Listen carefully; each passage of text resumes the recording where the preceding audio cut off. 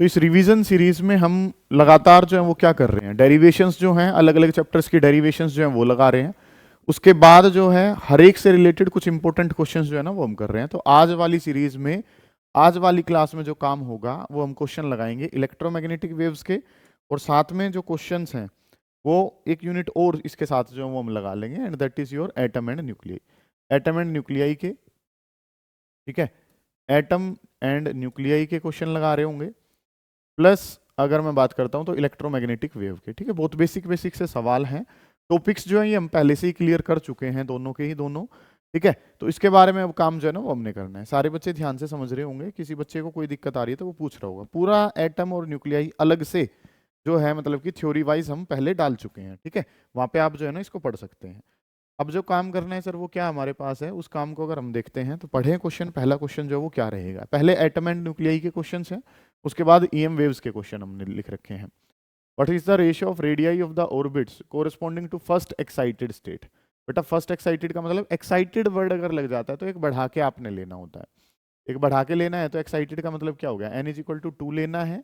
Ground state का मतलब क्या होता है कि एन इज इक्वल टू कितना लेना है, 1 लेना है। ठीक है, ratio of the radii of hydrogen atoms. तो अब रेडियस का फॉर्मूला जो है, मतलब कि अब आपको क्या पता होना चाहिए, वी नो दैट, हमें पता होना चाहिए कि रेडियस के बारे में अगर बात हो रही है तो रेडियस का फॉर्मूला है, और रेडियस का फॉर्मूला है आर नोट एन स्क्वेयर और डिवाइडेड बाई कितना है, जेड।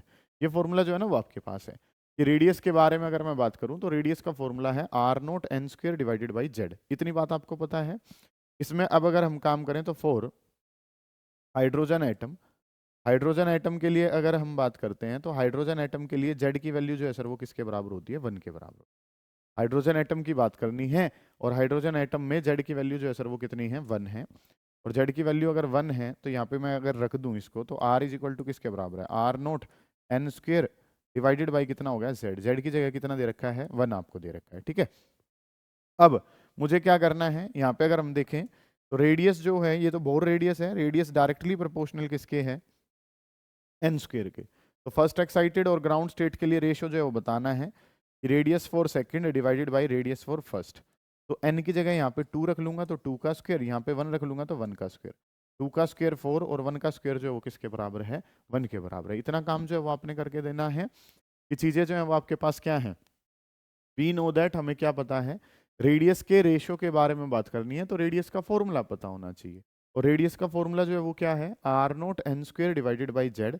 एन की जगह क्वेश्चन कितना कह रहा है, एन की जगह क्वेश्चन ने बोला है कि एन की जगह 2 ले लो। फर्स्ट एक्साइटेड, एक्साइटेड वर्ड लगता है तो एक बढ़ा के लेना होता है। ठीक है, तो 2 का स्क्वायर डिवाइडेड बाई कितना हो गया, 1 का स्क्वायर। 2 का स्क्वायर 4 और 1 का स्क्वायर कितना होता है, 1 के बराबर होता है, और ये आंसर आपके पास आ जाएगा। ठीक है, पहले 1 मार्क टाइप क्वेश्चन जो है वो हम चला रहे हैं। के बाद जो है फिर जो है अगला जो क्वेश्चन है वो क्या कह रखा है, find the ratio of energies. Energy का रेशियो जो है वो आपने बताना है, और एनर्जी का रेशियो क्या होगा, photons produce due to transition of electron of hydrogen atom. नाम जो है सबसे पहले किसके बारे में बोला हुआ है, हाइड्रोजन एटम के बारे में बात करनी है। हाइड्रोजन एटम अगर है तो जेड की वैल्यू कितनी होती है, 1। ठीक है, second permitted energy level to first permitted energy level. Electron जो है पहले कहाँ से, सेकंड वाली शेल से कहाँ आ जाता है, फर्स्ट वाली शेल में आ जाता है। ठीक है, उसके दौरान की एनर्जी की बात करनी है कि ट्रांजिशन हुआ है, वो ट्रांजिशन हुआ है सेकंड से फर्स्ट में। हाईएस्ट, हाईएस्ट का मतलब क्या है कि एन की वैल्यू कितनी लेनी है, इनफाइनाइट, और इनफाइनाइट से उठा के उसको कहाँ लाना है, फर्स्ट में लाना। ये 2 ट्रांजिशन जो हुई हैं, और इन दोनों ट्रांजिशन के कोरस्पॉन्डिंग आपने क्या बताना है, एनर्जी का रेशियो जो है ना वो देना है।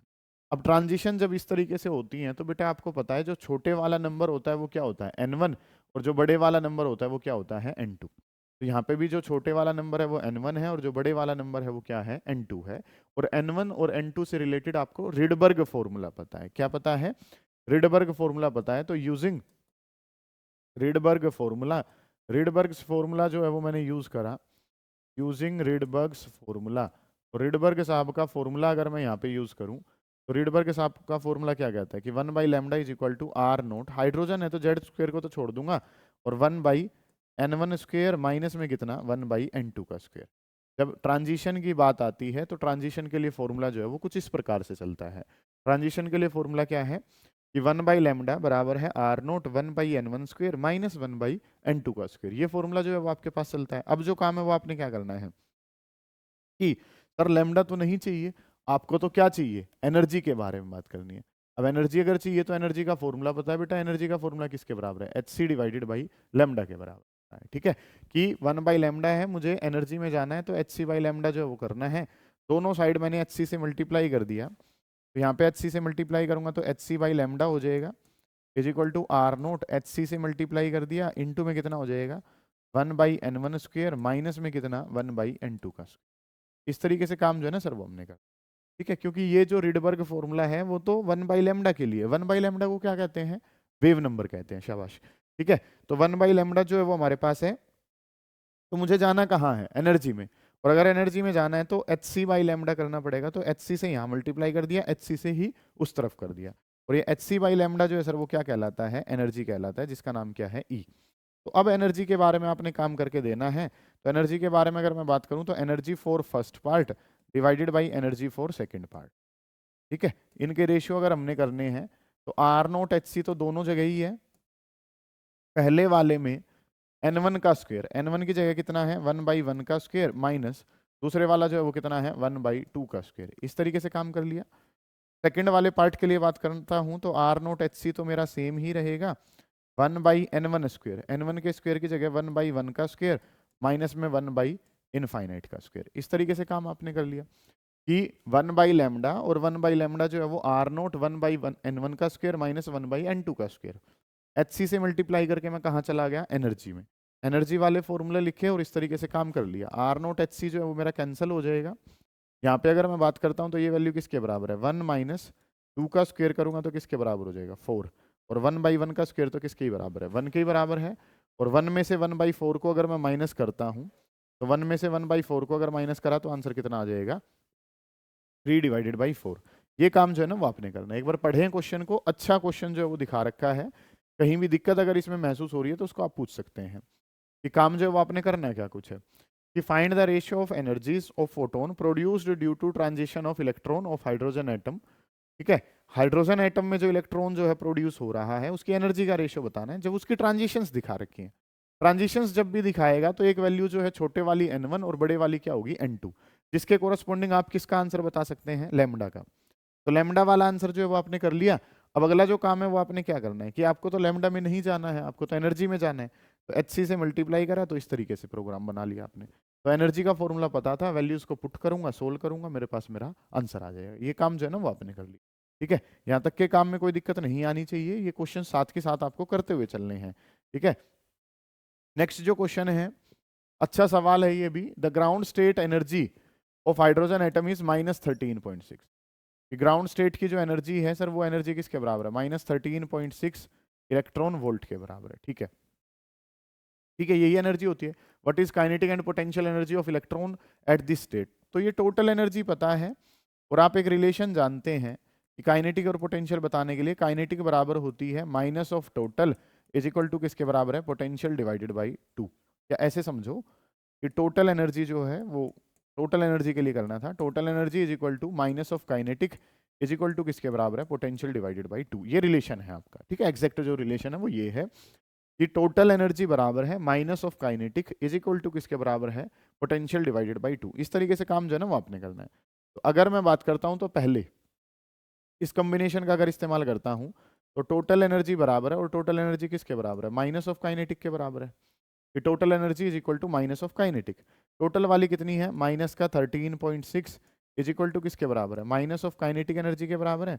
माइनस से माइनस कट जाएगा, तो काइनेटिक एनर्जी अगर बतानी है तो काइनेटिक एनर्जी जो है वो किसके बराबर है, काइनेटिक एनर्जी बराबर है 13.6 इलेक्ट्रॉन वोल्ट के बराबर। काइनेटिक एनर्जी जो है वो आपके पास है कि अगर मैं बात करता हूं तो total is equal to minus of kinetic, total is equal to minus of kinetic. Total की जगह माइनस का 13.6 is equal to minus of kinetic, minus से माइनस गया तो काइनेटिक कितना आ गया 13.6 आ गया। ऐसे ही काम जो है वो आपने करना है। तो ये काम जो है वो हमारे पास क्या हो गया, टोटल इज इक्वल टू किसके बराबर है, कि total energy is equal to बराबर है पोटेंशियल एनर्जी डिवाइडेड बाई 2 के बराबर। ठीक है, टोटल वाली कितनी है, माइनस का 13.6 इज इक्वल टू किसके बराबर है, पोटेंशियल डिवाइडेड बाई कितना 2। इस तरीके से काम मेरे पास है कि total is equal to potential divided by 2, total की जगह -13.6 is equal to potential divided by 2, 2 पर भेजा तो माइनस का 13.6 इंटू में 2, और ये जो आंसर है किसके बराबर आ गया, -27.2 इलेक्ट्रॉन वोल्ट। और ये आंसर किसका आ जाएगा, पोटेंशियल एनर्जी। बिल्कुल बेसिक से सवाल है और सारे के सारे इंपॉर्टेंट है बेटे। जो भी इंपॉर्टेंट क्वेश्चन का कलेक्शन यहाँ पे हो सकता है उसके बारे में काम जो हम कर रहे हैं। हर सवाल है जो है वो छाट छाट के यहाँ पे लिख रखा है आपके लिए। कोई दिक्कत है इतने काम में नहीं है। ये फॉर्मूला है और इस फॉर्मूले के बेसिस पे इस काम को हम कर सकते हैं। नेक्स्ट जो क्वेश्चन है सर, उसके बारे में अगर हम काम करें तो अगला जो सवाल है उसने क्या कहा है, सुने ध्यान से। In hydrogen atom an electron undergoes transition from second excited. Second excited का क्या मतलब होता है कि एक बढ़ा के लेना है तो एन की वैल्यू कितनी लेनी है 3, to the first excited. First excited का मतलब एन की वैल्यू कितनी है 2। अब जो छोटे वाला नंबर है वो n1 और जो बड़े वाला नंबर है वो किसके बराबर है, n2 के बराबर। n1 जो है वो किसके बराबर है 2 और n2 किसके बराबर है 3।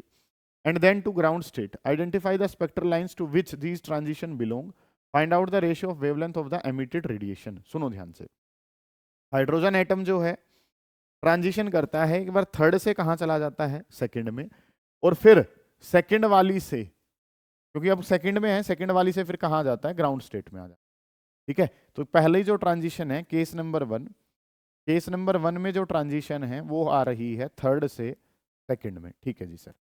अगला जो काम है केस नंबर 2। ठीक है, जिन बच्चों को ये काम आता है वो खुद से एक बार पहले से पहले करें और मैच करें अपना आंसर। क्या मेरे साथ मैच कर रहा है उनका? ठीक है, काम जो वो क्या करना है, फिर सेकंड से कहाँ आ रहा है इलेक्ट्रॉन, सेकंड से आ रहा है फर्स्ट में। ठीक है सर, कौन सी ट्रांजिशन है, इलेक्ट्रॉन कहीं से भी आए, आके अगर सेकंड में रुकता है तो ये बामर सीरीज होती है।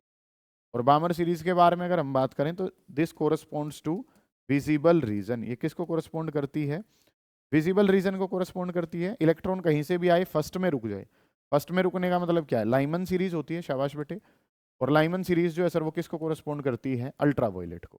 क्वेश्चन ने कहा है कि इन दोनों केसेस में रेशियो बता दो वेवलेंथ के, कर देंगे सर। तो केस नंबर 1 है 1/λ1 इज इक्वल टू, नाम हाइड्रोजन है तो जेड की जगह तो कितना यूज करना है 1, आर नोट जेड का square 1/n1 square minus 1/n2 का स्क्वायर। इस तरीके से फॉर्मूला हमारे पास होता है।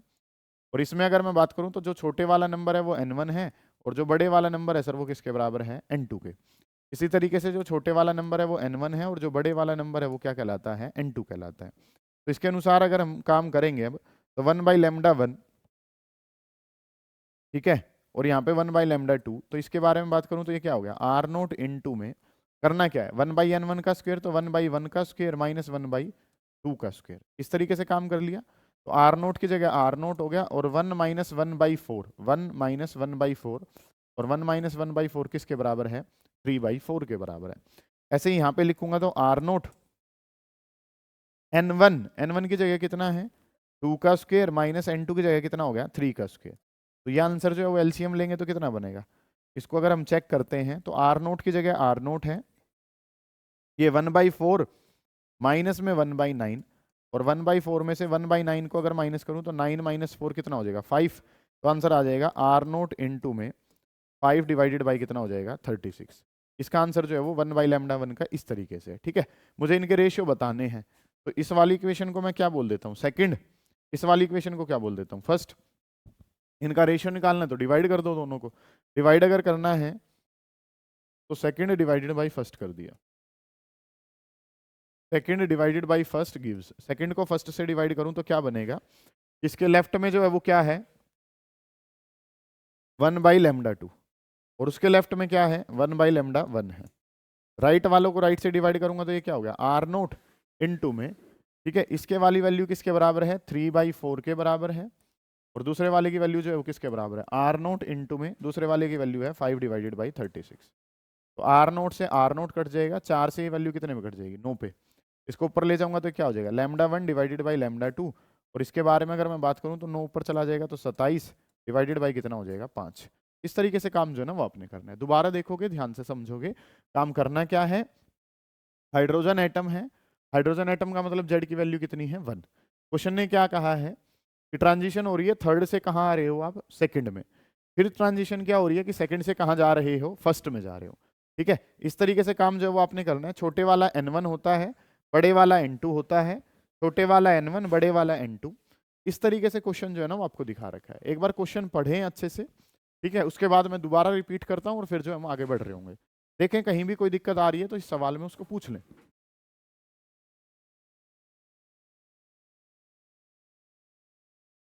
नेक्स्ट जो क्वेश्चन है, क्वेश्चन नंबर 5, उसके बारे में बात करते हैं।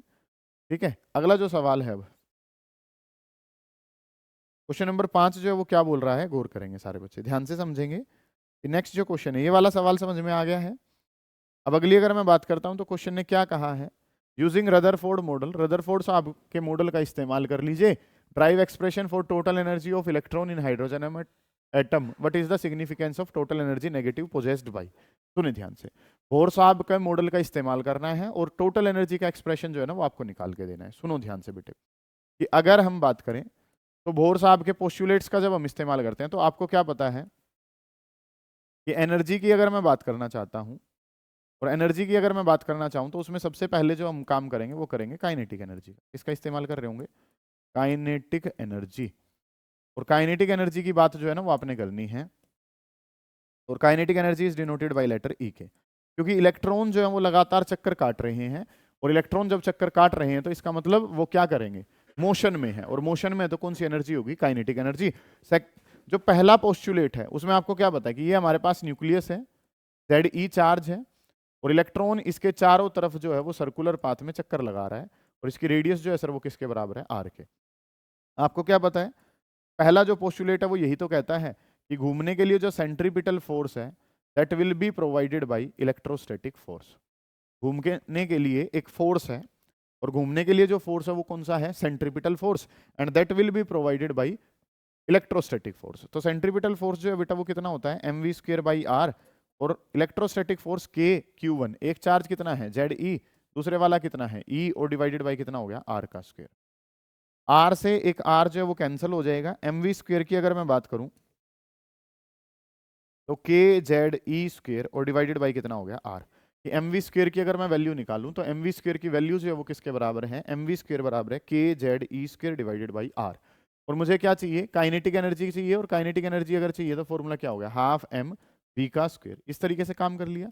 अब हाफ एम वी स्क्वायर चाहिए, देखो यहाँ पे तो एम वी स्क्वायर है, मुझे उसके आगे हाफ भी चाहिए, तो मैंने हाफ से उसकी मल्टीप्लाई इस तरफ कर दी और हाफ से ही यहाँ कर दी। तो हाफ एम वी स्क्वायर जो आंसर है वो किसके बराबर हो गया, काइनेटिक एनर्जी के बराबर हो गया। और ये k Z E square by two r जो है वो आपका आंसर ही आ जाएगा कि के जेड ई स्क्वायर और डिवाइडेड बाई कितना हो गया, टू आर। इतना काम जो है वो किसके लिए आ गया, काइनेटिक एनर्जी। लेकिन दो चार्ज अवेलेबल हैं, एक चार्ज Q1 है, एक चार्ज Q2 है, तो इनके बीच में क्या भी होगी, पोटेंशियल एनर्जी होगी। और पोटेंशियल एनर्जी अगर बतानी है तो सर पोटेंशियल एनर्जी किसके बराबर होती है, के Q1 Q2 और डिवाइडेड बाई कितना, r. This will be value of potential energy. ये पोटेंशियल एनर्जी होगा k Q1 Q2 divided by are, के की जगह के Q1, पहले वाला चार्ज कितना है जेड ई, दूसरे वाला चार्ज कितना है माइनस ई, और डिवाइडेड बाई कितना हो गया, आर के बराबर हो गया। के Q1 पहला चार्ज कितना है जेड ई, दूसरा चार्ज कितना है माइनस ई, और डिवाइडेड बाई कितना हो गया, आर। इस वैल्यू को लिखता हूं तो ये कितना हो जाएगा, minus K Z E square और डिवाइडेड बाई कितना हो जाएगा, आर के बराबर। ये काम करना है कि पोटेंशियल एनर्जी अगर बतानी है तो पोटेंशियल एनर्जी के Q1 Q2 divided by are, के की जगह के Q1 पहला चार्ज कितना है जेड ई, दूसरे वाला minus E divided by R, minus K Z E square divided by कितना हो गया, आर के बराबर। ये काम जो है ना वो आपने करना। ये पोटेंशियल एनर्जी आ गई। टोटल एनर्जी बतानी है तो टोटल एनर्जी किसके बराबर होगी, काइनेटिक एनर्जी और प्लस में क्या, पोटेंशियल एनर्जी।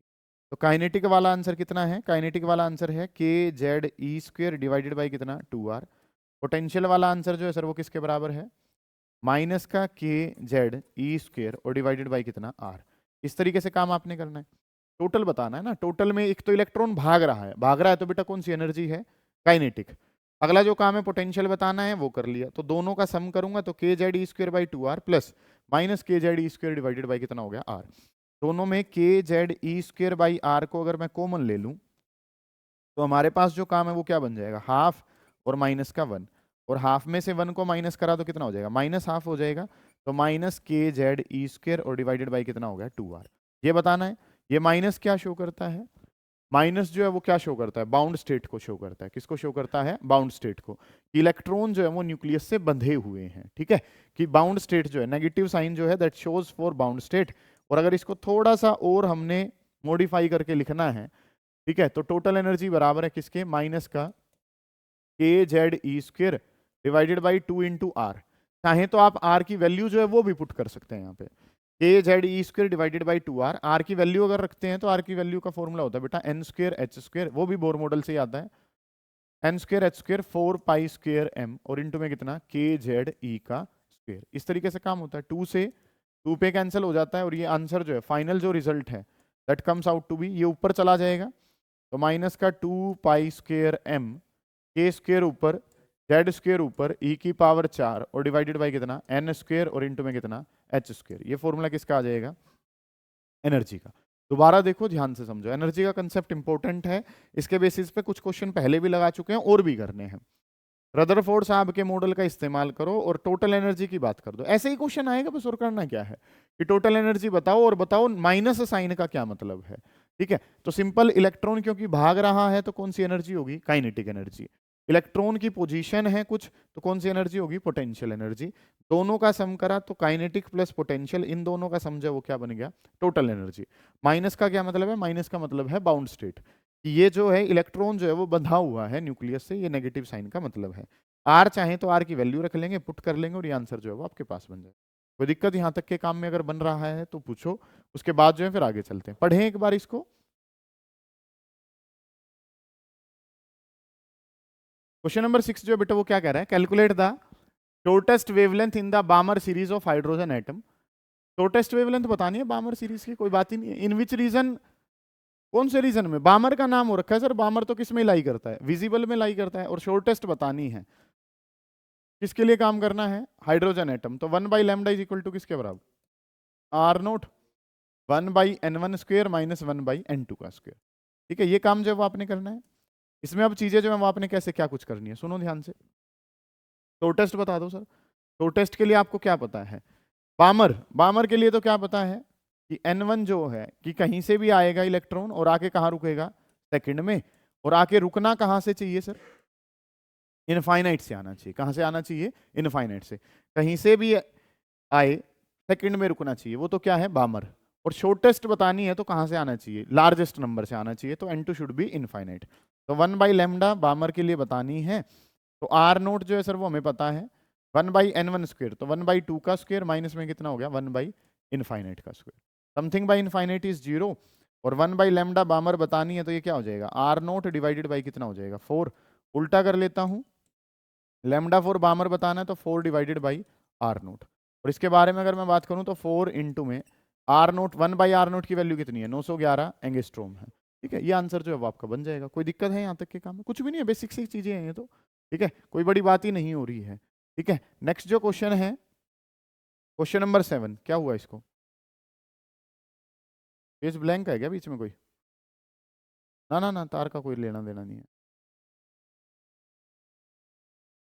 क्वेश्चन नंबर 7 सुने ध्यान से, अच्छा सवाल है बेटे। और क्वेश्चन नंबर 7 जो है वो क्या कह रखा है, सुने ध्यान से, आवाज नहीं करेंगे, गौर करेंगे। बहुत बेहतरीन सवाल है, बहुत ज्यादा अच्छा सवाल है, गौर करें। An alpha particle is moving with some initial kinetic energy k. Initial kinetic energy जो है वो किसके बराबर है? के बराबर है। Towards a nucleus of atomic number z approaches at a distance of d. मतलब डिस्टेंस ऑफ क्लोजेस्ट अप्रोच कितना दिया हुआ है? डी दिया हुआ है। ठीक है, it reverses its direction, obtain expression for distance of closest approach in terms of D kinetic energy alpha particle के। ठीक है, तो डिस्टेंस ऑफ क्लोजेस्ट अप्रोच के बारे में अल्फा पार्टिकल के लिए काम करना है तो सबसे पहले distance of closest approach D जो है बेटा वो किसके बराबर होता है? ठीक है, यहाँ पे अगर हम काम करते हैं तो फॉर्मूला जो है वो किसके बराबर होता है? 2kz स्क्वेयर और डिवाइडेड बाई कितना? ई के, काइनेटिक एनर्जी। और ये फॉर्मूला जो है वो किसके लिए अप्लाई होता है? अल्फा के लिए। अल्फा है तो यहाँ पे क्या लिखा जाता है? 2 लिखा जाता है। What will be distance of closest approach for an alpha particle for double of kinetic energy. अगर काइनेटिक एनर्जी को मैं बढ़ा दूंगा तो distance of closest approach will be half. तो नए वाला डिस्टेंस ऑफ क्लोजेस्ट अप्रोच क्या होगा? नए वाला डिस्टेंस ऑफ क्लोजेस्ट अप्रोच पहले वाले का क्या हो जाएगा? हाफ हो जाएगा। It will be half of the previous one. पहले वाले का हाफ जो है ये हो जाएगा। ठीक है, अगला जो काम है वो क्या करनी है आपको? ये जो क्वेश्चन करना था बता दिया आपने कि डिस्टेंस ऑफ क्लोजेस्ट अप्रोच का फॉर्मूला लिख के दो, लिख दिया। काइनेटिक एनर्जी को डबल कर दो, डबल करेंगे तो डिस्टेंस ऑफ क्लोजेस्ट अप्रोच क्या हो जाएगा? हाफ हो जाएगा। तो आंसर आ जाएगा डी डिवाइडेड बाई 2। अगला जो काम है वो आपने क्या करना है? अगले वाले काम के बारे में अगर मैं बात करूं, energy level of atoms are shown, which of them will result in transition of a photon of wavelength 275। ये ट्रांजिशन कुछ दिखा रखे हैं ऐसे करके, A B C D transition दिखा रखे हैं। कौन सी जो है वो 275 को कोरस्पोंड करेगी? तो अगर इसके ए पार्ट के बारे में बात करूं तो सबसे पहले आप क्या निकालते हैं? एनर्जी का फॉर्मूला इस टाइप के क्वेश्चन में निकालते हैं और ये मोस्ट फ्रीक्वेंटली आस्क्ड क्वेश्चन है, ये ध्यान रखना आप। तो एनर्जी का फॉर्मूला जो है सर वो हमारे पास क्या है, एनर्जी का फॉर्मूला है 1240 divided by wavelength in nanometre. ये काम आपने करना है कि एनर्जी के बारे में अगर मैं बात करूं तो सर एनर्जी का फॉर्मूला है 1240 divided by wavelength in nanometre. ये करके काम जो है वो मुझे दिखा रखा है। अब मैंने क्या करना है, एनर्जी तो मुझे बतानी है, 1240 को मैंने 1240 ही रखा, डिवाइडेड बाई कितना कर दिया, वेवलेंथ इन नैनोमीटर कितनी है 275, और ये आंसर किस में आ जाता है बेटा, इलेक्ट्रॉन वोल्ट में। ये फॉर्मूला आपको पता हो कि एनर्जी का फॉर्मूला क्या होता है, 1240 divided by wavelength in nanometre. तो 1240 तो ओके था ही, वेवलेंथ इन नैनोमीटर कितना गिवन है 275, और इस वैल्यू को अगर हम लिख दें तो ये वैल्यू जो बेटा ये किसके बराबर है, तो सोल्व करेंगे तो कितनी वैल्यू जा रही होगी लगभग सी 1240 को 275 से अगर मैं डिवाइड करूं तो पहले 5 से कैंसिल करता हूं तो 4.5 के आसपास तो है, वैल्यू बनेगी कितनी वो एक बार देखना पड़ेगा, 4.5 ही बन रही होगी एग्जैक्टली 4.509, तो 4.5 ही इलेक्ट्रॉन वोल्ट जो है मैं लिख लेता हूं कि जो वेवलेंथ आपको दे रखी है 275 उसको अगर मैं सोल्व करता हूं तो सोल्व करके कितना आ रहा है 4.5। अब चेक करो कि जो ट्रांजिशंस आपको दे रखी हैं उनमें से किसकी वैल्यू इतनी बन रही होगी। तो ये 0 से लेके 2 तक है तो ये ट्रांजिशन कितना हो गया 2, ये 0 से लेके 4.5 है तो इसकी ट्रांजिशन कितनी होगी 4.5, ये जो ट्रांजिशन है ये 2 से लेके 4.5 है तो कितना हो गया 2.5, और यहाँ पे अगर मैं बात करता हूँ तो 2 से लेके 10 है तो कितना ट्रांजिशन हो गया 8 का। आपने डिफरेंस बताना है दोनों का। बेटे यहाँ पे कितना लिखा है 0 और यहाँ पे कितना है 2, तो 0 और 2 में डिफरेंस कितने का है 2 का।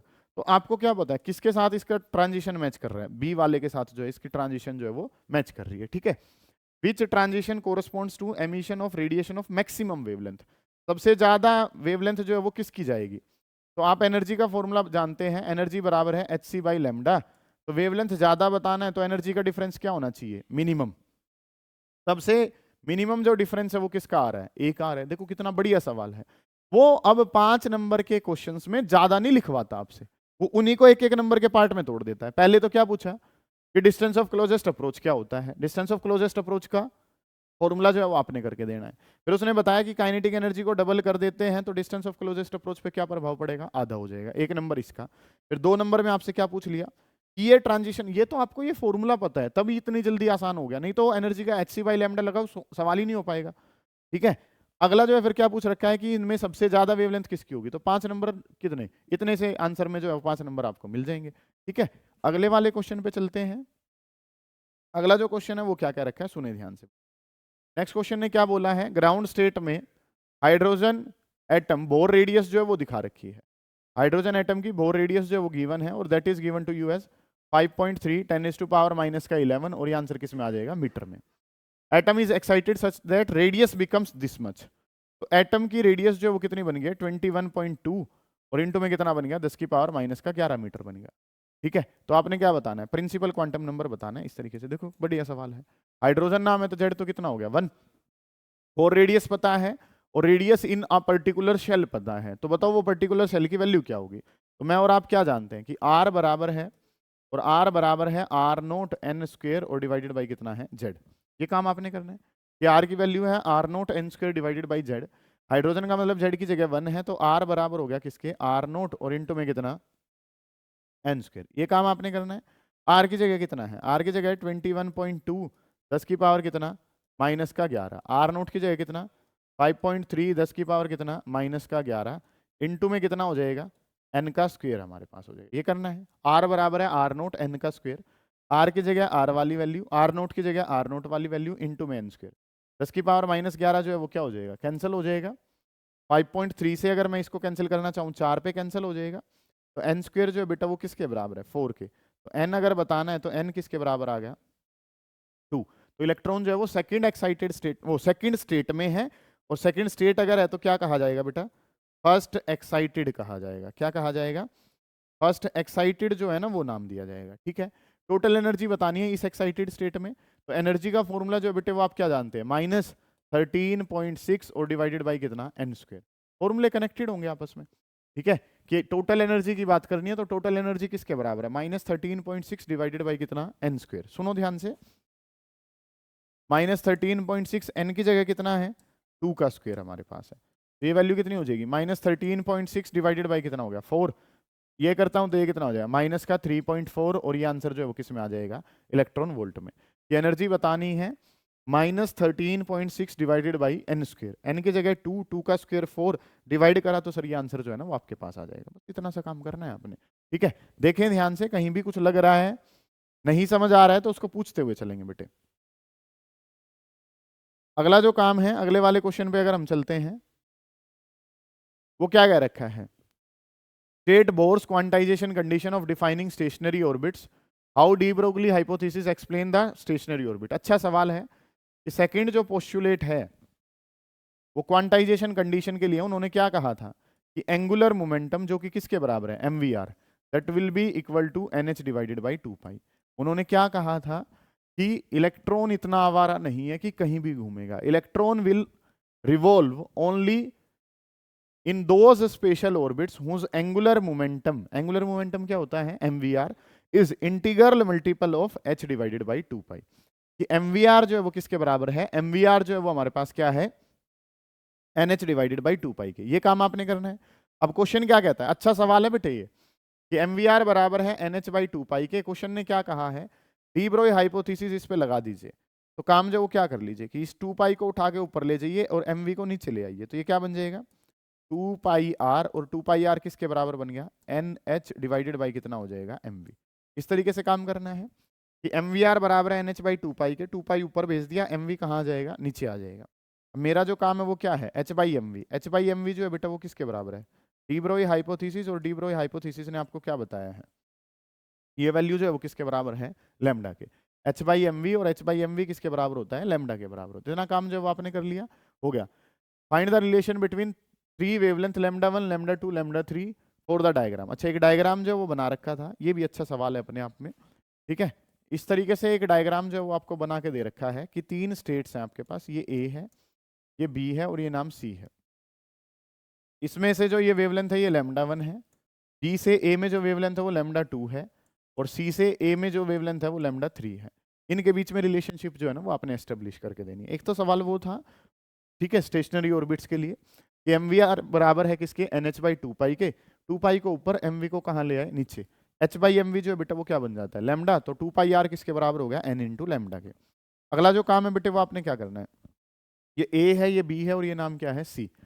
यहाँ पे जो वेवलेंथ है वो लैम्डा 1, ये वाली लैम्डा 2 और ये वाली कितनी है, लैम्डा 3 है। अब काम क्या करना है आपने, अब जो आपके पास चीजें हैं उनके बारे में अगर मैं बात करूं तो आपने थर्ड पोस्टुलेट पढ़ रखा है कि एनर्जी का अगर आप डिफरेंस बताएंगे तो EB माइनस EC अगर आप करते हैं तो वो किसके बराबर होता है, HC डिवाइडेड बाई लैम्डा 1 के बराबर। इस तरीके से काम आपने करना है कि एनर्जी का डिफरेंस बताना है, और एनर्जी डिफरेंस किसके बराबर होता है, HC बाई लैम्डा। तो EB माइनस EC, और EB माइनस EC किसके बराबर है, HC बाई लैम्डा 1 के। अगला जो काम है सर इसके बारे में अगर मैं बात करूं तो EB माइनस EA, और EB माइनस EA अगर मैं बताऊंगा तो ये किसके बराबर हो जाएगा, HC डिवाइडेड बाई लैम्डा 2 के। इस तरीके से काम कर लिया। और इसमें बात करता हूं तो ये क्या हो जाएगा, EC माइनस EA, और EC माइनस EA जो है वो किसके बराबर है, HC डिवाइडेड बाई लैम्डा 3 के। इस तरीके से काम आपने करना है कि इनका डिफरेंस जो है फाइनल माइनस इनिशियल जो है वो हमारे पास क्या होता है, HC बाई लैम्डा, क्योंकि आपने ये फॉर्मूला पढ़ रखा है। थर्ड पोस्टुलेट ये तो ये कहता है कि energy difference will be equal to HC divided by lambda के बराबर है। तो EB माइनस EC, और EB माइनस EC कितना है, HC बाई लैम्डा 1। EB ये जो है इसको अगर मैं माइनस करता हूं तो ये EA माइनस EB लिखना चाहिए, EA माइनस का EB, ठीक है, फाइनल माइनस इनिशियल। और ये जो है ये क्या होगा, EA माइनस का EC। गलत कैसे लिखेगा ये, फाइनल माइनस इनिशियल जो है वो आपको लिखना ही है। तो फाइनल वाला EA है, माइनस इनिशियल वाला जो है वो कितना है, EB है। फाइनल वाले की बात करता हूं तो वो कितना है, EA, और इनिशियल वाले की बात करता हूं तो वो क्या नाम है, EC नाम है, ठीक है।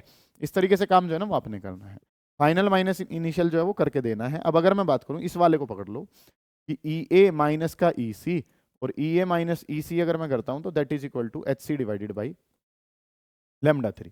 ये काम आपने करना है। अब इसमें क्या है, EA माइनस EC है, मैं B को इन्वॉल्व कर लेता हूं, तो EA माइनस EB, B को माइनस कर लिया और B को ऐड कर लिया तो फर्क नहीं पड़ेगा, और माइनस का EC, और ये किसके बराबर हो जाएगा, HC डिवाइडेड बाई लैम्डा 3 के बराबर। इस तरीके से काम जो है ना सर वो हमने कर लिया। दोबारा देखो, EA माइनस EC था तो मैंने EB को माइनस कर लिया और EB को ही मैंने क्या कर लिया, ऐड कर लिया, फर्क नहीं पड़ेगा कुछ भी। माइनस का EB और प्लस का EB कर लिया, कोई दिक्कत नहीं आ रही होगी इतने काम में। अगला जो काम है E A minus E B, E A minus E B की वैल्यू किसके बराबर है, H C by lambda two. E B minus E C की बात करूं तो कितना है, H C divided by lambda one, और ये बराबर है किसके, H C divided by lambda three के। एच सी कैंसिल हो जाएगा, तो one by lambda one plus one by lambda two is equal to किसके बराबर है, वन बाई लेमडा थ्री के। इनमें रिलेशन देना है। अच्छा सवाल है, बहुत ज्यादा प्यारा सा सवाल है, सुनो ध्यान से। एनर्जी डिफरेंस किसके बराबर होता है, एच सी बाई लेमडा के। तो पहले वाले का energy difference final minus initial, final minus initial, final minus initial, H C by lambda one, H C by lambda two, H C by lambda three. जो ई ए माइनस ई सी है उसमें E B को ही minus कर दिया और E B को ही क्या कर दिया, प्लस।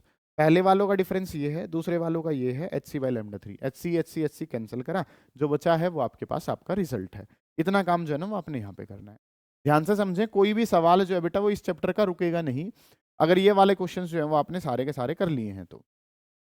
ठीक है, अब जो है वो एटम वाला हिस्सा हमने कर लिया, एटम के लगभग सारे सवाल जो है वो कर लिए। अब नंबर किसका आ जाता है, न्यूक्लियाई का। तो दो न्यूक्लियाई हैं जिनका मास नंबर जो है वो क्या है, 1:2। मास नंबर का रेशियो है 1:2। न्यूक्लियर डेंसिटी का रेशियो देना है बेटा। न्यूक्लियर डेंसिटी इंडिपेंडेंट होती है मास नंबर के, ये बात तो आप याद करके जाएं कि न्यूक्लियर डेंसिटी का रेशियो जहां भी पूछ लिया जाएगा वहां पे रेशियो क्या होगा, 1:1। सभी न्यूक्लियस की डेंसिटी जो है वो क्या रहती है, सेम, 1:1। इसकी डेरिवेशन भी करवा रखी है कि it is independent of mass number, वो आप देख लेंगे, कोई इशू नहीं है काम में। तो चलिए जी, तो न्यूक्लियर डेंसिटी का रेशियो बताना था और न्यूक्लियर डेंसिटी का रेशियो बताना था, वो बता दिया। अगला क्वेश्चन है, दो न्यूक्लियाई हैं जिसके मास नंबर रेशियो में है 8:125। तो A1/A2 और A1/A2 कितना दे रखा है, 8/125 दे रखा है। ठीक है, मास नंबर के रेशियो जो है वो कितने दे रखे हैं, 8/125। तो आपने न्यूक्लियर रेडियाई का रेशियो बताना है। तो R1/R2 अगर बताना है तो R1/R2 का रेशियो होता है A1/A2 की होल पावर कितना, 1/3, है ना। ये काम जो है ना वो आपको पता है। न्यूक्लियर रेडियस का रेशियो बताना है, और न्यूक्लियर रेडियस का रेशियो जो है सर वो रेशियो बराबर है किसके रेशियो के बराबर है, मास नंबर के रेशियो के क्यूब रूट के बराबर है। तो इसको अगर मैं लिखना चाहूं तो ये वैल्यू जो है वो किसके बराबर है, 8/125, और इसकी पावर जो है बेटा वो कितनी है, 1/3। और इसको अगर मैं लिखना चाहूं तो ये हमारे पास क्या हो जाएगा, इसको मैं लिखना चाहूं तो 2/5 और इसकी पावर कितनी है, क्यूब। ठीक है, और इसकी पावर कितना हो गया, 1/3। 3 से सर 3 कैंसिल हो जाएगा, तो answer comes out to be 2/5। Answer जो वो कितना आ जाता है, 2/5। कि A1/A2 बराबर है 8/125 के। तो R1/R2 बताना है तो A1/A2 की होल पावर कितना, 1/3। और इसकी जगह 8/125 की 1/3 करा तो 2/5 की क्यूब, क्यूब से ये काट दिया, आंसर किसके बराबर आ जाएगा, 2/5। इस तरीके से काम जो है ना वो आपने करना है। चलिए जी आगे बढ़ते हैं। अगला जो क्वेश्चन है, क्वेश्चन ने क्या कह रखा है, an electron alpha particle have same de Broglie wavelength. ये यूनिट नंबर 7 से क्वेश्चन आ गया है। ठीक है, ड्यूअल नेचर का क्वेश्चन जो है ना वो हम कर रहे हैं, सुने ध्यान से। एक इलेक्ट्रॉन है, एक अल्फा पार्टिकल है, have same de Broglie wavelength, how their kinetic energy are associated. तो डी ब्रोगली वेवलेंथ और काइनेटिक एनर्जी का रेशियो जो है तो उनकी टर्म में रिलेशन लिखेंगे तो लैम्डा इज इक्वल टू, शाबाश बेटे, लैम्डा का फॉर्मूला है H/√2m काइनेटिक एनर्जी।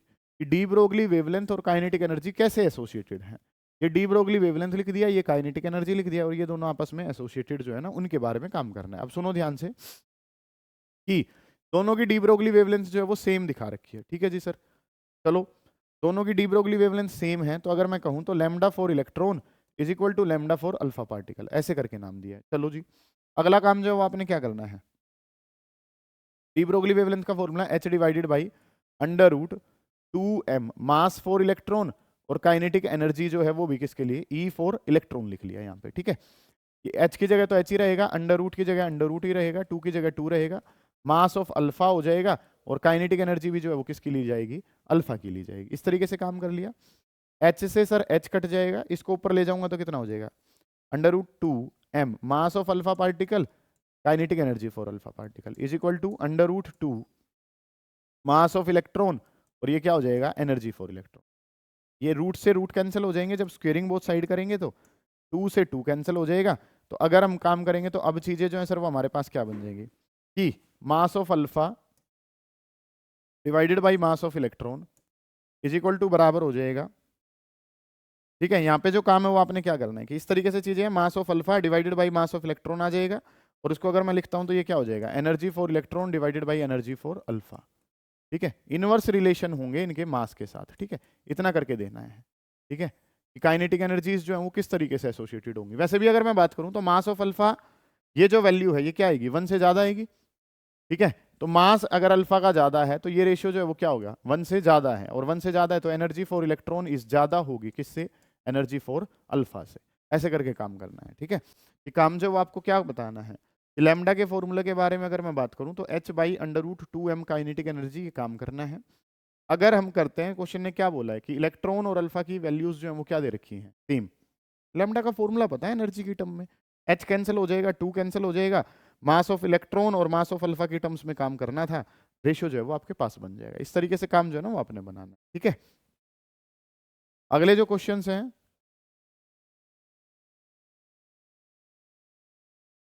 क्या है, लास्ट क्वेश्चन है इसका, show that nuclear density in a given nucleus is independent of mass number. Nuclear density जो है वो मास नंबर के इंडिपेंडेंट है, ये काम करना है। सबसे पहले तो डेंसिटी क्या होती है। ठीक है, वर्ड जो है वो सर हमारे पास क्या है, वर्ड है आपके पास न्यूक्लियर डेंसिटी।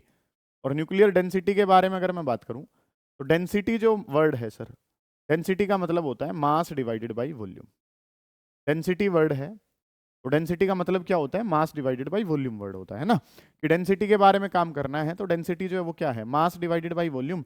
न्यूक्लियस से रिलेटेड काम करना है तो mass of nucleons divided by क्या हो जाएगा, वॉल्यूम ऑफ न्यूक्लियस हो जाएगा।